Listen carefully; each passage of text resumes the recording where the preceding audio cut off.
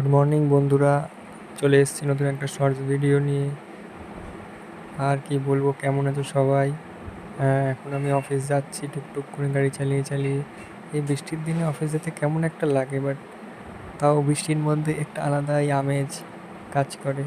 ধীরে সুস্থে আস্তে আস্তে যাব অফিস, এটাই। অ্যাকচুয়ালি আজকে একটা বড় বিষয় নিয়ে তোমাদের সাথে শেয়ার করব। অ্যাকচুয়ালি আজকে আমার সবথেকে কাছের এবং প্রিয় জিনিসটাকে আমি একটু মেরামত করার, বা যেটাকে অ্যাকচুয়ালি ইংলিশে বলে সার্ভিসিং, সেটা করার চেষ্টা করব। হ্যাঁ, এই যে আমার বাইক, আমার সবথেকে প্রিয় কাছের জিনিসটি, এর আজকে সার্ভিস করাবো। কেমন লাগছে বলো এই গাড়িটাকে? হ্যাঁ, বাজার থেকে কিনেছি মোটুলের ইঞ্জিন অয়েল, ক্যাস্ট্রলের ইঞ্জিন অয়েল, অয়েল ফিল্টার, সাথে কিনেছি একটা নতুন স্পার্ক প্লাগ।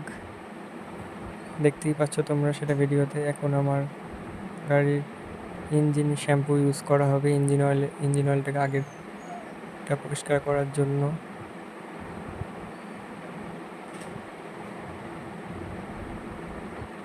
এই চলে গেল ইঞ্জিন শ্যাম্পু। এবার হবে আমার গাড়ি পুরনো ইঞ্জিন অয়েল মোবিলটা চেঞ্জ হবে।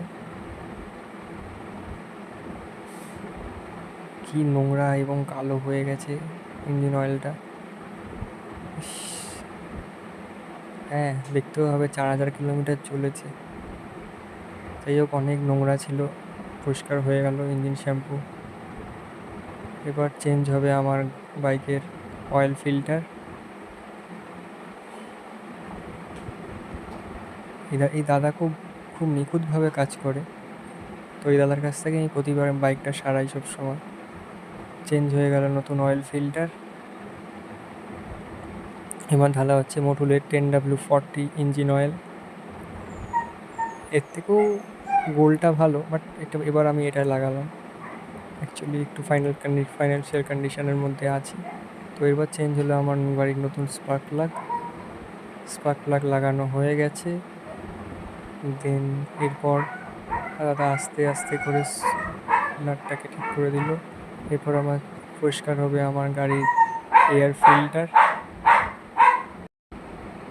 দাদা আস্তে আস্তে গাড়ির এয়ার ফিল্টারটি খুলে নিচ্ছে। এয়ার ফিল্টার পরিষ্কার হয়ে গেছে, এয়ার ফিল্টার লাগিয়ে দেওয়া হয়েও গেল। দাদা এবার ওয়াশার লাগিয়ে প্রায় প্রায় সার্ভিস টোটাল কমপ্লিট। আর কত কস্ট পড়েছে? সার্ভিস কস্ট শুধুমাত্র পড়েছে 50 টাকা। ওকে, বাই।